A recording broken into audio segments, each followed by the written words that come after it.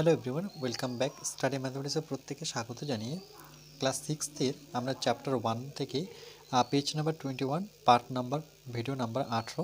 আজকে আমরা দেখো চ্যাপ্টার শুরু করবো একই মাপের কাগজে রং করে দেখি আর কী পাই। ঠিক আছে, দেখতে পাচ্ছি আমরা একই মাপের অনেকগুলো কাগজ রাখা আছে। তাহলে দেখো এখানে আমরা প্রথম যে কাগজটা দেখতে পাচ্ছি সেখানে দেখছি ক ভাগে ভাগ করেছে, 1 ভাগ, 2 ভাগ, 3 ভাগ। এই 3 ভাগের মধ্যে একটা ভাগে কি করেছে, রং দিয়েছে। দেখো একটা ভাগে রং দিয়েছে, তাহলে আমরা এখানে কি লিখব, টোটাল 3 ভাগের 1 ভাগে রং আছে। ওকে, এক অংশ। আবার এখানে টোটাল 6 ভাগ করতে হবে, এটা করে দেওয়া নেই। তো টোটাল আমরা এটাকে যে 6 ভাগ করি, তাহলে দেখো এটাকে আমরা যদি 6 ভাগ করি তাহলে কত ভাগ হলো, 2 ভাগ হলো। এখানে একটা টেনে দিলে কত ভাগ হলো, এবার 1 2 3 4, আরেকটা দাগ দিলে কত হচ্ছে, দেখো 1 2 3 4 5 6, টোটাল 6 ভাগ হয়ে গেল। এর মধ্যে যদি আমরা এই টোটাল 6 ভাগ করলাম এই কাগজের টুকরোটাকে, তার মধ্যে দুটো ভাগে আবার রং দেবো, যে কোনো দুটো ভাগ। ওকে, তাহলে যে কোনো দুটো ভাগ আমরা যদি রং দিই, ধরুন এটাতে রং দিলাম, ওকে, আবার এটাতে রং দিলাম। টোটাল কত ভাগ, 6 ভাগ। 6 ভাগের মধ্যে আমরা 2 ভাগে রং করলাম। এবার পরেরটা দেখো, টোটাল কটা অংশগণ, 1 2 3 4 5 6 7 8 9, টোটাল এখানে 9 টুকরো করেছে কাগজটাকে। তাহলে এখানে 9 বসাবো।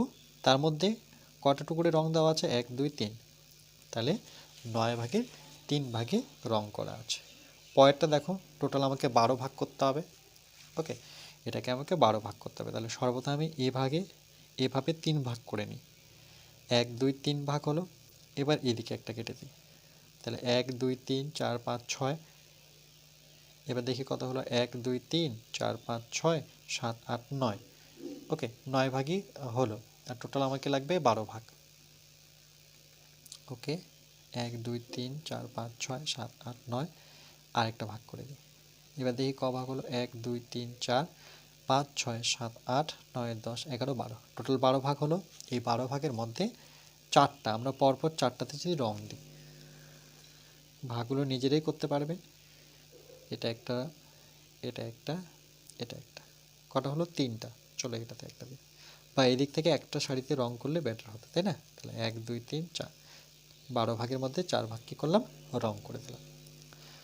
বুঝতে পেরেছ নিশ্চয়ই? এবার পরে দেখো, পরে কি বলেছে, 1 3, 1 3। এবার দেখো এখানে 1 3 আছে, এখানে 2 রেখেছে। তাহলে এটাকে কি করে করব আমরা? এটাকে করতে গেলে তোমাদের এই ঘরটার দিকে লক্ষ্য করতে হবে। এটা কত ছিল, 1 3 অংশ ছিল, তাই তো? 1 3 অংশ ছিল, কিন্তু 1 3 রাখবো, মানে 1 3 আছে, 1 3ই রাখবো, গুণ, এখানে গুণ দিয়ে এখানে 2 কেন বসালাম, এক অংশ রং করার পর কটা ঘর বেঁচে আছে, দুটো ঘর। তাহলে দুটো ঘর আমি নিচে বসালাম। এটা যদি 2 বসাই তাহলে এই ঘরটা তো আমাকে 2 নিতে হবে। মনে রাখবে, এখানে যত সংখ্যা হবে এই ঘরটাও ঠিক ওই সংখ্যাটাই হবে। তারপরে কি দাঁড়াচ্ছে দেখো, এবার এটার ক্ষেত্রে যদি আমরা করি, এটার ক্ষেত্রে, তাহলে দেখো এটার ক্ষেত্রে কি করব, এখানে কটা ঘরে রং করা আছে, দুটো ঘর, দুটো ঘরে রং করেছি। ওকে, আচ্ছা, আর পড়ে আছে তাহলে কটা ঘর, এটার দিকে যদি আমরা লক্ষ্য করি। আচ্ছা, এখানে অ্যাকচুয়ালি কী করতে বলেছে, 1 গুণন 3। ওকে, 1 গুণন 3।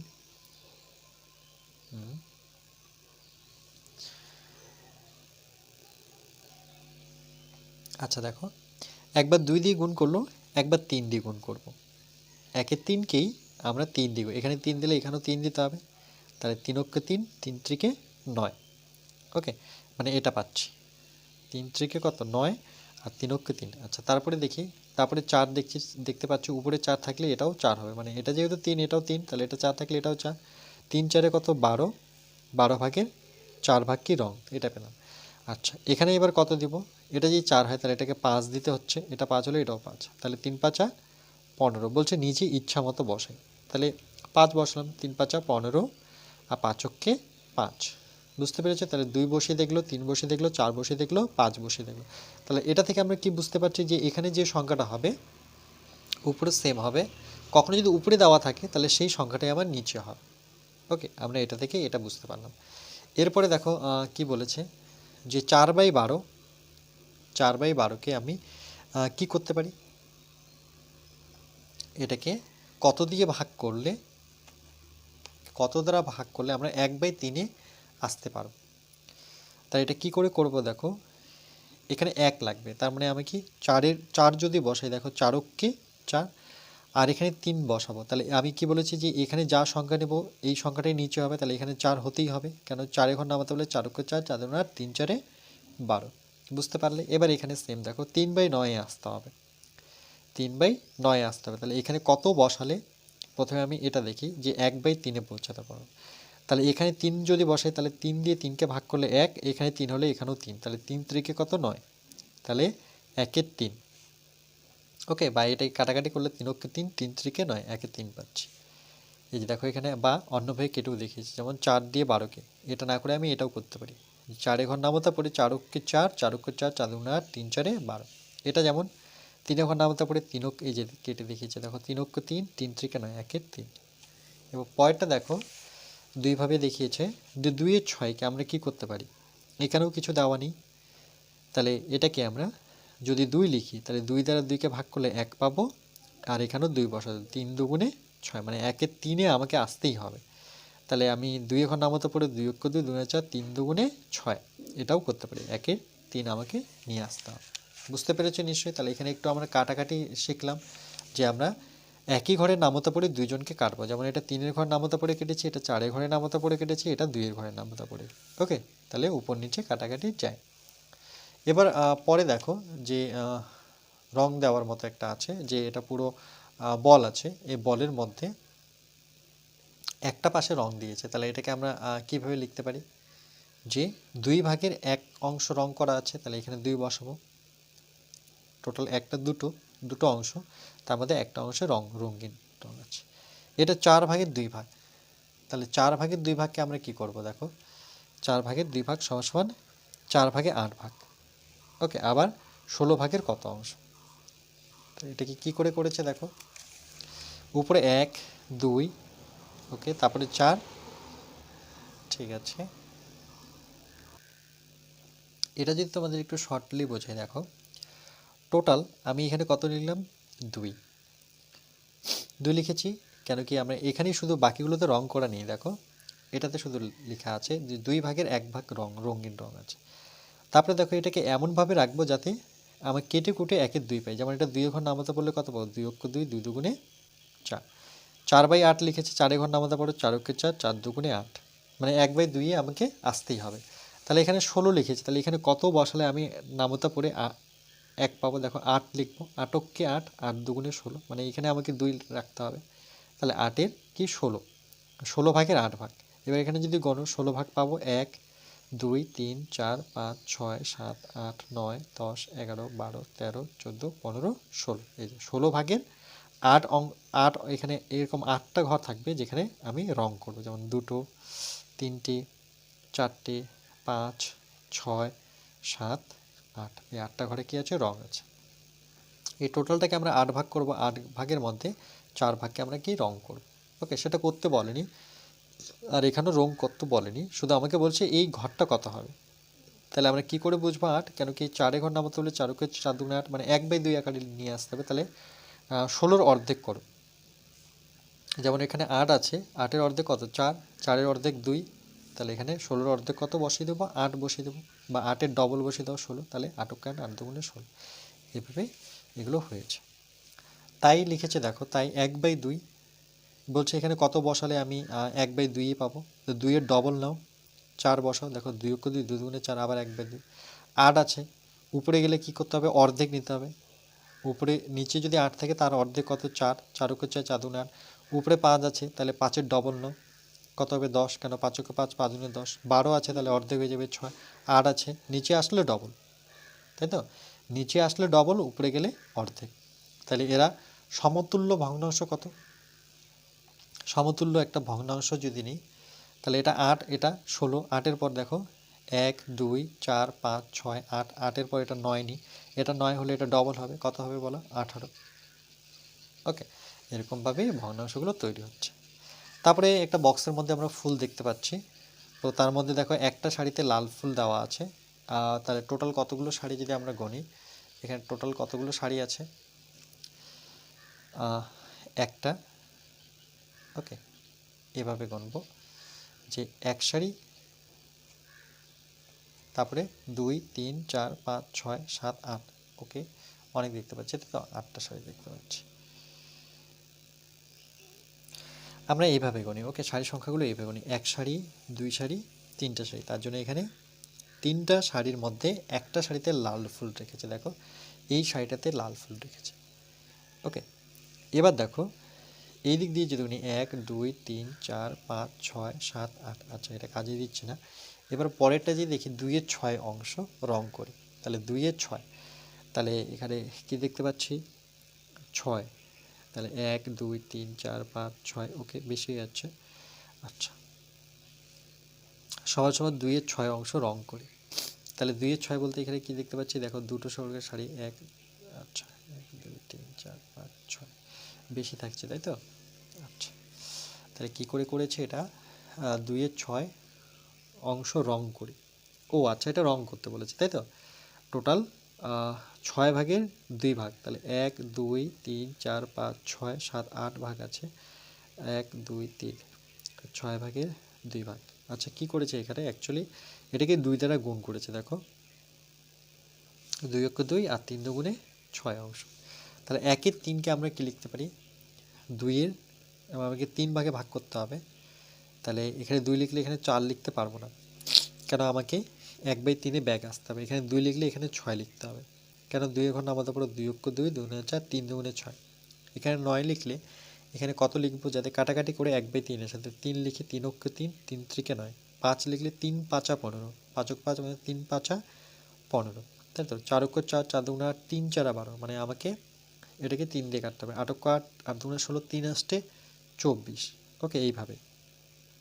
তারপরে এটা যদি 8 হয় তাহলে 9 3 লং 27, মানে আমাকে কেটে কুটে 1/3 ব্যাক করতে হবে। ওকে, আমি যতই লিখি না কেন 4/12, যেমন 4 অক্ষে 4 3 4 12, 3 আসতে 24, 3 লং 27, মানে এই ঘরটা 3-এ আসতে হবে। বোঝা গেল। আর 2 এর 6 অংশ রং করি, তার মধ্যে 2 এর 6 অংশ আমরা রং করব। ওকে, চলো নেক্সট। আর এখানে 2 এর 6 লিখেছে, আরেকবার যদি বুঝি, দেখো এখানে সমান সমান দেওয়া আছে, এটার দিকে লক্ষ্য রাখো। তাহলে 2কে কত গুণ করলে 2 পাবো, 2 গুণ করব। এই 1কে আমি 2 যদি গুণ করি তাহলে 2 অক্ষ 2, এটাকে 2 দিয়ে গুণ করলে আমি কি বলেছি, নিচেটাও 2 দিয়ে করতে হবে, 3 দুগুণে 6। ওকে, আবার কাটাকাটি করে 2 অক্ষ 2 2 গুণে 4 3 দুগুণে 6, 1 এর 3। ওকে, চলো নেক্সট পেজ। এরপরে কি বলেছে দেখো, পেজ নাম্বার 22-এ বলছে সমতুল্য ভগ্নাংশগুলির মধ্যে নতুন মজার সম্পর্ক খুঁজি। সমতুল্য ভগ্নাংশ, দেখো সমতুল্য ভগ্নাংশ দেওয়া আছে 2 এর নিচে 5 সমান সমান 6 এর নিচে 15। ওকে, তাহলে দেখো এখানে এই সমতুল্য ভগ্নাংশগুলো যে দেওয়া আছে এদের মধ্যে সম্পর্কটা কি আছে, দেখো প্রথম ভগ্নাংশের লব, লব কোনটাকে বলে, উপরেরটাকে লব বলে আর নিচেরটাকে হর বলে। এটা মনে রাখবো যে উপরে যে থাকবে তাকে আমরা সবসময় লব বলবো, আর দাগের নিচে যে থাকবে তাকে আমরা সবসময় হর বলবো। তাহলে প্রথম ভগ্নাংশের লব, প্রথম ভগ্নাংশ এটা, তার লব কত 2 গুণন এই যে গুণ দ্বিতীয় ভগ্নাংশের হর। এই দ্বিতীয় ভগ্নাংশ বলতে এটা, এটা প্রথম, এটা দ্বিতীয়, দ্বিতীয় ভগ্নাংশের হর কে 15, তাহলে 15 দুগুণে কত 30। এটা একটা সম্পর্ক নিলাম। আবার প্রথম ভগ্নাংশের লব নিয়েছি, এবার হর নেব। প্রথম ভগ্নাংশের হর কত 5, আর দ্বিতীয় ভগ্নাংশের লব, দ্বিতীয় ভগ্নাংশের লব কত 6, তাহলে 5 6 কত 30। এই সম্পর্কটা মনে রাখবে যে এর সাথে লবের সাথে প্রথম ভগ্নাংশের লবের সাথে দ্বিতীয় ভগ্নাংশের হরের গুণ হয়, আবার প্রথম ভগ্নাংশের হরের সাথে দ্বিতীয় ভগ্নাংশের লবের গুণ হয়। এর সাথে এর গুণ আর এর সাথে এর গুণ, কণা কণা গুণ আমরা এটা বলে থাকি। ওকে, তাহলে হ্যাঁ এরা দুজনকেই সমান, কারণ দুটোরই গুণফল 30, এটারও কত 30। এবার পরেরটা যদি দেখি তাহলে 2 এর সাথে 18 লিখব, আর 7-এর সাথে কত লিখব 8, তাহলে 7 কত 56, 8 দুগুণে 16 6, হাতের 1 2 গুণে 4 আর কে 5, তাহলে এটাও 56। তাহলে এটাও হ্যাঁ, গুণফল দুটি কি এখানে কি বলেছে দেখো, গুণফল দুটি কি সমান, হ্যাঁ, এটা অবশ্যই এরা কি সমান। ওকে, এবার পরে কি বলেছে দেখো, 1/9 আর এখানে আমরা দেখতে পাচ্ছি যে এখানে কত বসবে, তাই তো? কিন্তু এখানে দেওয়া আছে 1 গুণন 36। তাহলে একটা কি ছিল আমার প্রথম ভগ্নাংশের লব, আর 36টা কি এখানে দ্বিতীয় ভগ্নাংশের হর, তার মানে এখানে কত 36, তাই তো? আচ্ছা, আবার এখানে কি জানি প্রথম ভগ্নাংশের হর 9, তাহলে প্রথম ভগ্নাংশের হর 9 আর দ্বিতীয় ভগ্নাংশের লবটা দেওয়া নেই, তাহলে 9-এর ঘর নামতা পড়লে কততে 36 পাবো দেখো, 4 × 36, তাই তো? আর এটা 36কে 36, তাই দুটোই সমান, এটাই লিখবো হ্যাঁ দুটোই সমান। তার আবার উপরেটা কত হবে, তাহলে এখানে 4 হবে, দেখো 4 × 36, 36কে 36। এখানেও দেখো দুটো পুরোটাই অ্যাবসেন্ট আছে, তো এখানে কত বসালে সমান হবে বলেছে। তাহলে এটার ক্ষেত্রে কি করব দেখো, 15 দুগুণে কত না, 3-এর সাথে আমাকে এটার গুণ করতে হবে, আর 2-এর সাথে 15, তাহলে 2-এর সাথে এখানে আমি 15 লিখবো, কেন আমরা জানি এর সাথে এর সম্পর্ক আছে, আর 3-এর সাথে এটা সম্পর্ক, তাহলে 15 দুগুণে কত 30। যদি সমানই দেখাতে হয় তাহলে এখানে 10 বসাতে হবে, কেন 30 নিয়ে আসতে গেলে 3 × 10 = 30, তাহলে এটাও কিন্তু সমান দেখাতে পারলাম যে হ্যাঁ এরাও সমান। বুঝতে পারলে নিশ্চয়ই এখানে কি শিখলাম আমরা, যে আর এখানে কত হবে, এখানে 10 হবে, কেন 3 × 10 = 30, 15 দুগুণে 30। তাহলে এই সম্পর্কে আমরা দেখলাম সমতুল্য ভগ্নাংশ যে এর সাথে এর গুণ হয় আর এর সাথে এর গুণ হয়, এটা মনে রাখবে। ওকে, এবার বলছে নিজে করি 1.4-এর আমরা 2/3 ও 9/5 এই 4টি করে সমতুল্য ভগ্নাংশ লিখি। এরপরে দেখো নিজে করি কি বলেছে, 1.4-এর 2/3 ও 5/9 এই 4টি করে সমতুল্য ভগ্নাংশ বের করতে বলেছে। সমতুল্য কথা অর্থ কি, যে আমরা সেটাকে সমান করব। ওকে, এরকম 4টা ভগ্নাংশ লাগবে যে আমরা সমান করতে পারবো। যেমন 2/3 একটা দেখে নাও, তাহলে বুঝতে পারবে যে 3/2 এটাকে এইভাবে পড়ি আমরা, এটার 4টা আমরা সমতুল্য ভগ্নাংশ নেব। একদম সহজ, দেখো একটা করে দাগ নিচ্ছি, সমান সমান দিচ্ছি, এখানে একটা হলো, দুটা হলো, তিনটা, আর এখানে একটা নিলাম, 4টা। কি করবে দেখো, 3-এর ঘরে নামতাটা বসে দাও, 3কে 2 দিয়ে গুণ করলে 3 দুগুণে 6, 3 3-কে কত 9, 3 4-এ 12, 3 5-আ 15।